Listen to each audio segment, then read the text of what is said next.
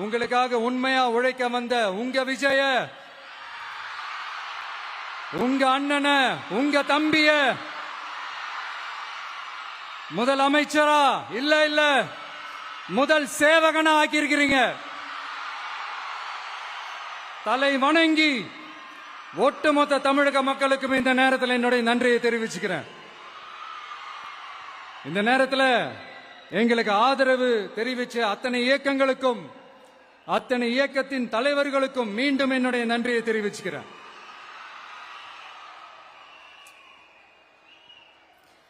புரட்சி தலைவர் எம்ஜிஆர் அவர்களுடைய முதல் தேர்தலில் கூட இந்த அளவுக்கு ஒரு ஓட் பர்சன்டேஜ் வாங்கல அப்படின்ட்டு நிறைய பேர் சொன்னாங்க.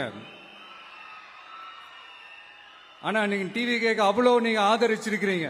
நான் எம்ஜிஆர் அவர்களோடலாம் நான் கம்பேர் பண்ணல. எம்ஜிஆர் தான். ஆனா நாம பெரியார், அண்ணா, எம்ஜிஆர் அவர்கள் வழியில ஒரு அன்பா உழைக்க வந்த உங்க விஜய், அவ்வளவுதான்.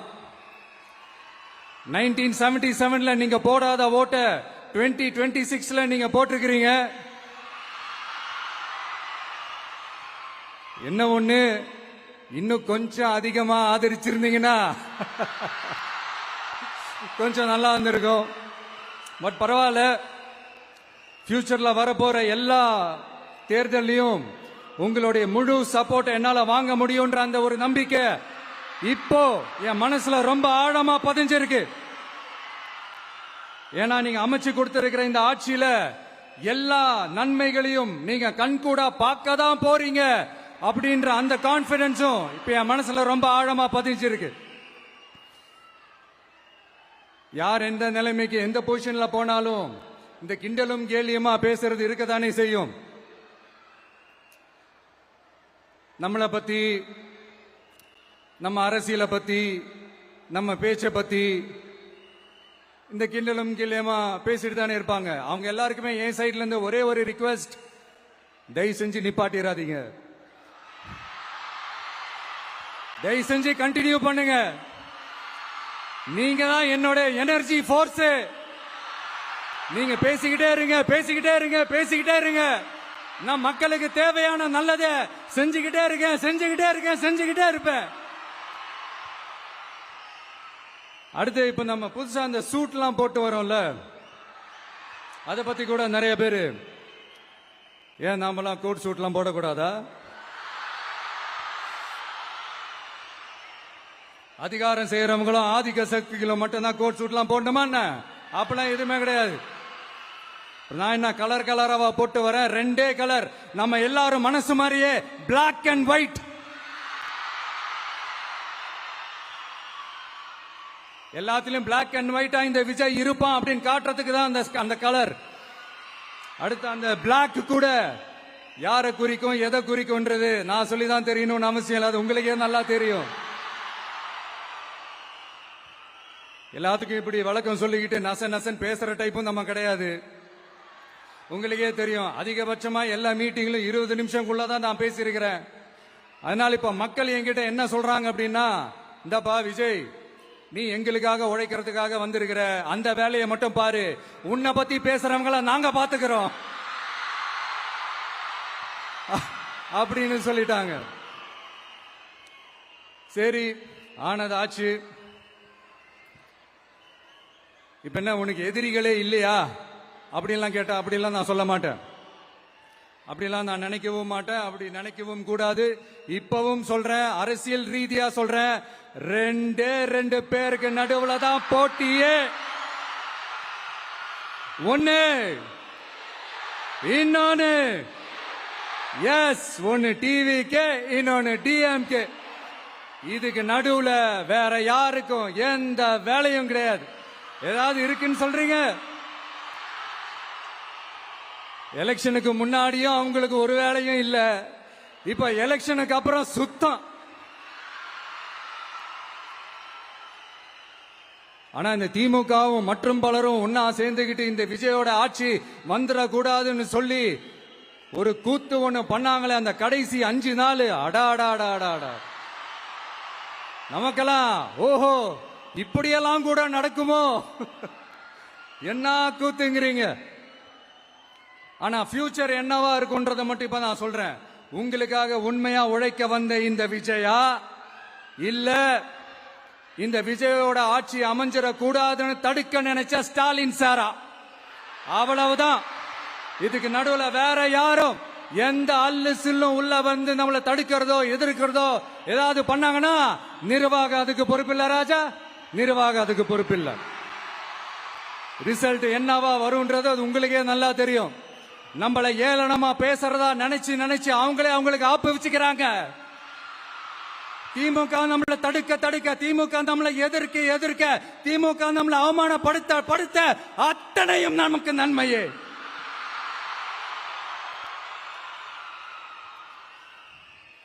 ஒன்னு கவனிச்சிங்களா மக்களே, நம்ம ஆட்சிக்கு வந்ததுக்கு அப்புறம் ஒரு விஷயம் ஒண்ணு நடந்துகிட்டு இருக்கு. இது இந்த ஜென்சி தலைமுறையை அட்ராக்ட் பண்றதுக்காக இங்கிலீஷ் தமிழ் கலந்த அறிக்கை அது சொல்ல வந்த நினைச்சீங்களா?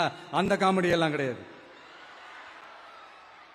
அடுத்து இந்த ரியாலிட்டியை மறந்துட்டு இந்த ரீல்ஸ் போடுறது அது சொல்ல வந்தீங்களா? அந்த காமெடியும் கிடையாது. இது சீரியஸா ஒரு விஷயம் நடந்துகிட்டு இருக்கு. முன்னெல்லாம் சட்டசபையில யார் பேசினா நமக்கு என்ன, யார் அடிச்சுக்கிட்டா நமக்கு என்னன்னு இருந்த கூட்டம்லாம் இப்ப சட்டசபையில என்ன நடக்குது, என்ன பேசிக்கிறாங்கன்றது ரொம்ப உன்னிப்பா கவனிக்கிறாங்க. கவனிச்சீங்களா? திமுக ஸ்டைலே சொல்லணும்னா ரீல்ஸ் போட்ட கூட்டம்லாம் இப்ப நியூஸ் பார்த்துக்கிட்டு இருக்கிறாங்க. அதுல நமக்கு சந்தோஷம் தான், பெருமை தான். நம்மளுடைய யங்ஸ்டர்ஸ், நம்ம பெண்கள் எல்லாம் அந்த அரசியல் என்னன்னு தெரிஞ்சுக்கணும், அந்த அரசியல் என்னன்னு புரிஞ்சுக்கணும்னு அப்படி ஒரு விழிப்புணர்வு ஏற்பட்டிருக்கு. அதுல எங்களுக்கு சந்தோஷம் தான். இதெல்லாம் யாரால நடந்திருக்கின்றது நான் சொல்லிதான் உங்களுக்கு தெரியணும்னு அவசியம் இல்ல, அது உங்களுக்கே நல்லா தெரியும். இப்படிப்பட்ட நம்ம தெய்வங்களை, இப்படிப்பட்ட நம்ம மக்களை தற்குறின்றது இன்னமும் சொல்லிக்கிட்டு இருக்கிறாங்க. நான் காஞ்சிபுரத்தில் சொன்னதை தான் இங்க நான் திரும்பவும் ரிப்பீட் பண்றேன். நீங்க தற்குறின்னு சொன்னீங்களே, அவங்க தான் உங்களோட அரசியல் வாழ்க்கையே ஒரு கேள்விக்குறி ஆக்கி இருக்கிறாங்க. கேள்விக்குறி ஆக்கிட்டாங்க, இன்னமும் ஆக்க போறாங்க. அன்னைக்கு நான் சொன்னப்போ சிரிச்சவங்க எல்லாம் இன்னைக்கு என்ன பண்ண போறாங்களோ. உண்மையை சொன்னாதான் அந்த கூட்டத்துக்கு கசக்குமே. உண்மையிலே நீங்க மக்கள் மனசை புரிஞ்சு வச்சிருந்தீங்கன்னா நீங்க இப்படி மக்களை தப்பாவே பேசியிருக்க மாட்டீங்க. அது என்ன, அப்புறம் அரசியல் புரிதல் இல்லாம மக்கள் நமக்கு ஓட்டு போட்டுட்டாங்களாம். இந்த கவர்ச்சியில மயங்கி மக்கள் நமக்கு ஓட்டு போட்டுட்டாங்களா? நான் என்ன, சரி விடுங்க.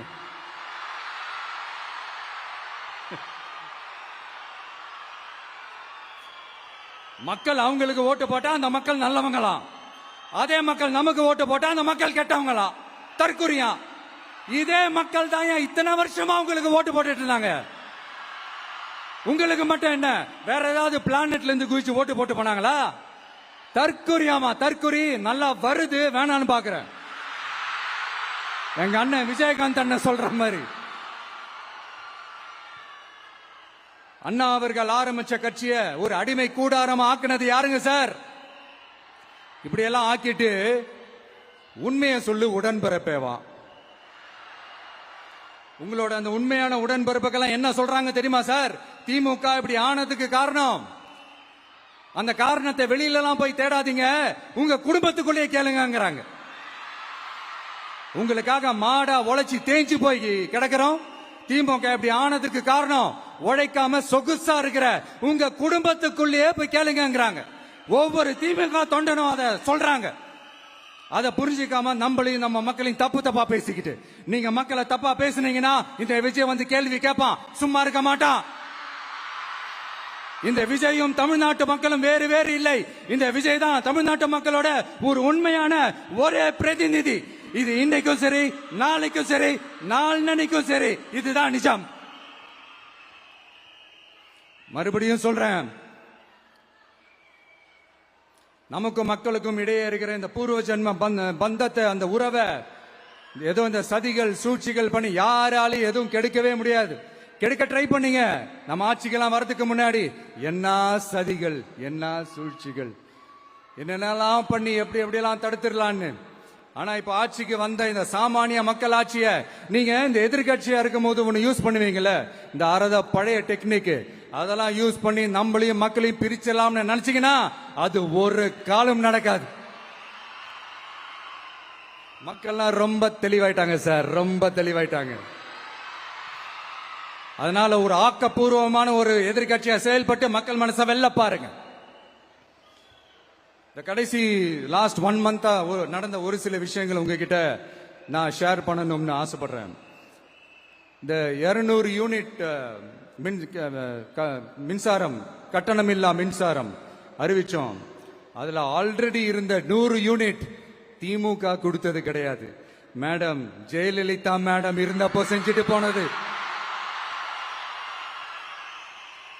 ஸ்டாலின் சார் பதவி போன அந்த கடுப்புல அறிக்கையா விட்டு தள்ளிக்கிட்டு இருக்கிறாரு.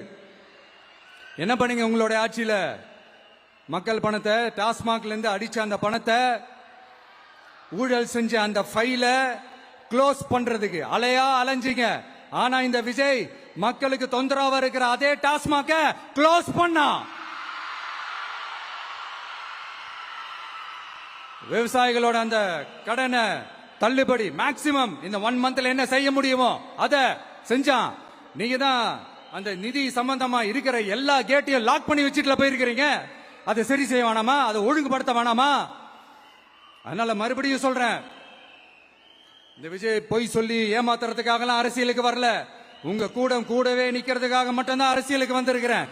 அதுல எந்த மாற்று கருத்துமே கிடையாது. கவலையப்படாதீங்க விவசாய பெருமக்களே. அடுத்து இந்த சட்டம் ஒழுங்கு, அது சரியில்லை இது சரியில்லைன்னு சொல்லி திமுகவும் மற்றும் பலரும் மாறி மாறி கூவுறீங்க. நான் ஒண்ணு கேட்கிறேன், இந்த மாடல் அரசுன்னு சொல்றீங்களே, அதுல என்ன செஞ்சு வச்சுட்டு போயிருக்கீங்க? ஒரு ஊரு விடாம, ஒரு தெரு விடாம போதை பொருள் கலாச்சாரம் அப்படியே ஸ்ப்ரெட் ஆகி கொட்டி கிடக்குது. அது அப்பவே இனிஷியல் ஸ்டேஜ் அதை நீங்க கண்ட்ரோல் பண்ணிருந்தீங்கன்னா இத்தனை பெண் குழந்தைகளை, இத்தனை பெண்களை இழக்க வேண்டிய ஒரு சூழ்நிலை ஏற்பட்டிருக்குமா? எல்லாத்தையும் பண்ணிட்டு பழிய தூக்கி ஏன் மேல போடுறாங்க. நீங்க என்ன பழி நம்ம மேல போட்டாலும் மக்கள் நிம்மதியா வாழக்கூடிய அந்த செயலை கண்டிப்பா இந்த விஜய் செஞ்சுதான் காட்டுவான். அதுக்காக தான் எஃபிஷியன்டான போலீஸ் ஆபீசர்ஸ் நான் அப்பாயிண்ட் பண்ணியிருக்கிறேன். எஃபிஷியன்டான அந்த போலீஸ் ஆபீசர்ஸ் டீம் நான் அப்பாயிண்ட் பண்ணியிருக்கிறேன். பெண்கள் பாதுகாப்பான அந்த சிங்க பெண் காவல் படை நெக்ஸ்ட் வீக் அதை இனாகரேட் பண்ண போறோம். தப்பு செஞ்சவங்களுக்கான தண்டனை, அதுக்கான சார்ஜ் ஷீட் எல்லாமே ரொம்ப ஃபாஸ்டா, ரொம்ப ஸ்பீடா செய்யறதுக்கான அந்த வேலையை செய்ய சொல்லி இருக்கிறோம். கோர்ட்ல கூட தப்பு செஞ்சவங்களுக்கான அந்த கடுமையான தண்டனை வாங்கி கொடுக்கிறதுக்கான அந்த வேலையையும் ரொம்ப சீக்கிரமா செய்ய சொல்லி இருக்கிறோம். அதனால நீங்க என்ன பழி நம்ம மேல போட்டாலும் உண்மையா உறுதியா மக்களுக்கு தேவையான எல்லா விஷயங்களையும் இந்த விஜய் செஞ்சுதான் காட்டுவான். இப்படி எல்லாம் நம்ம சொல்றதுனால இவங்க என்ன சொல்லுவாங்க தெரியுமா?